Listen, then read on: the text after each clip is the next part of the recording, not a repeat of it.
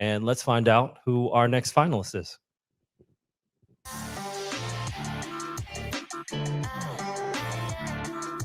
My name is Kia Wright. I am the founder and executive director for Voices Corporation.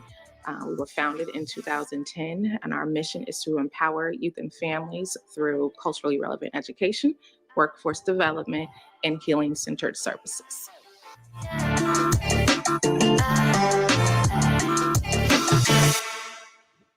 Please give a warm welcome to the executive director and founder of Voices Corporation, Kia Wright.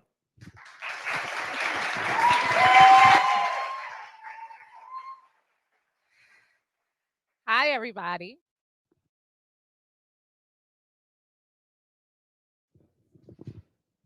I am Kia Wright, the founder and executive director for Voices Corporation. Voices started 14 years ago, solving school beef through rap battles.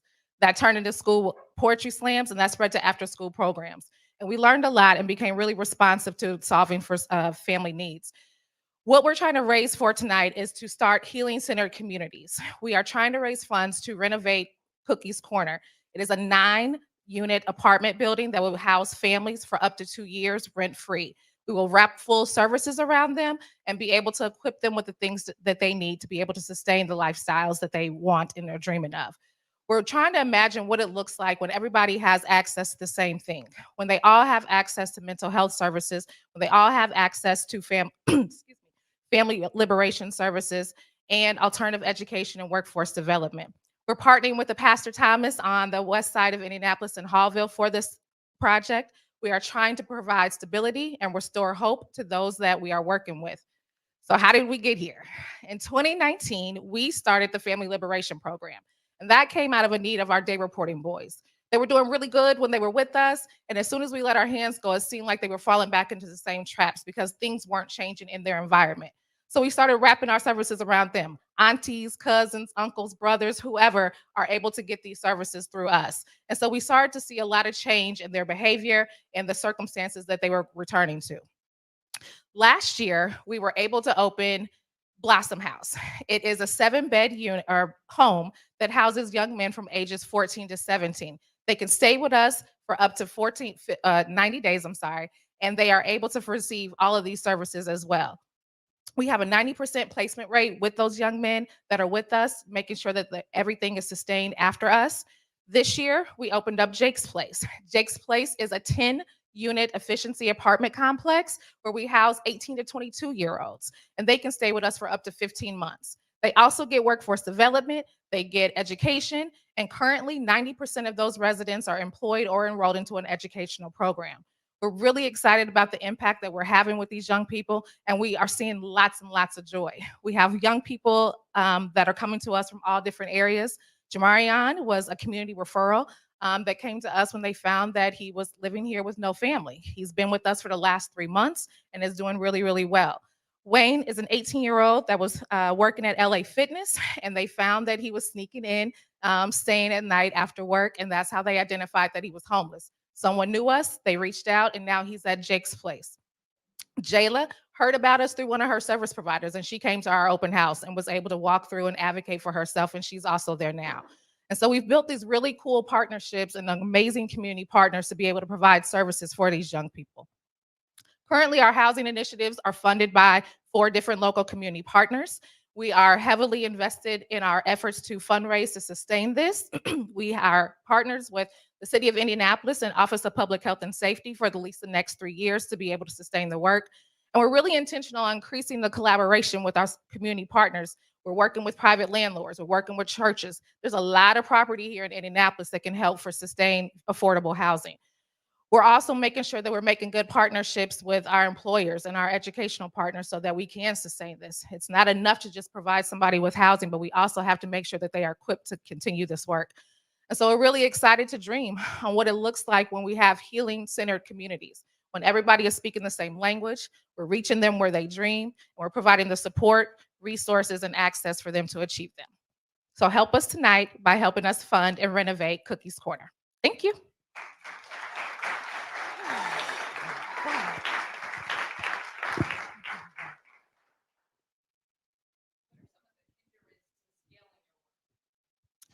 Say the biggest one is finding spaces. We've, like I said, been very creative with working with local churches that had properties, but finding spaces to be able to, expand this kind of work, and then fundraising to get it done. Lots of folks, Pastor Thomas, who we work with, had this vision probably 20 years ago, and the apartments that we just renovated have been vacant for the last 10 years because there wasn't funding for it. And so finding those community partners that are like-minded and funding for it, I think, have been the biggest barriers. Can you elaborate in further detail? Yeah, so with Blossom House, we were trying to solve for a specific need, right? We have a day reporting program where all of those young men are court ordered to us. And we were getting calls with houses being shot up or retaliation threats, and like, where do we put these kids? But once we got into this housing thing, it was much, much larger. We had kids that were turning 18 and getting an apartment, and then all the friends were living there, right? And it was police run after police run. We had families that were tired of, the kids being involved in juvenile justice, and we're kicking them out. And we noticed once they got to Blossom House, like their nervous system immediately calmed down. And so they can receive the information that we're even trying to even get them off the streets, to try to get them an education. With Jake's Place, these young people were really out here doing the thing, but they were up against so much. They're the 18 to 22-year-olds. They just needed a safe space and something to call their own. And so we're just seeing that restoration of hope. We're seeing the confidence come back. We're seeing the nervous systems calming down. And so we're able to sustain the programming that we're working on with them.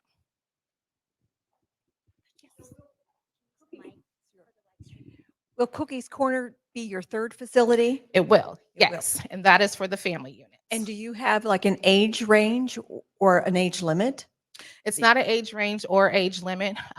Through our family liberation program, we've paid for moms to be in hotels. We've paid, family members utility bills for them to crash and surf and those kind of things. And so there isn't an age limit. We do have some exclusions in our housing program. We don't accept like sex offenders or things like that. But we do have partnerships with Indiana Department of Corrections. So background doesn't matter. We're just trying to give people second chances.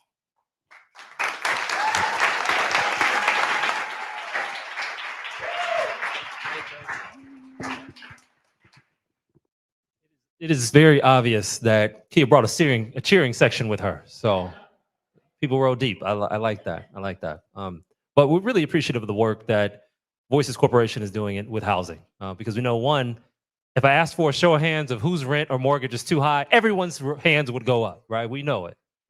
We'd be jumping out of our seats. But the opportunity to ensure that we are affording housing opportunities, particularly for youth, is incredibly important, but especially young adults. Because if I asked you if you could have paid $1,500 in rent when you were 19 years old, I know the answer would have been no. So those crucial supports that Voices Corporation is providing to youth and young adults, really important. So please give them another round of applause.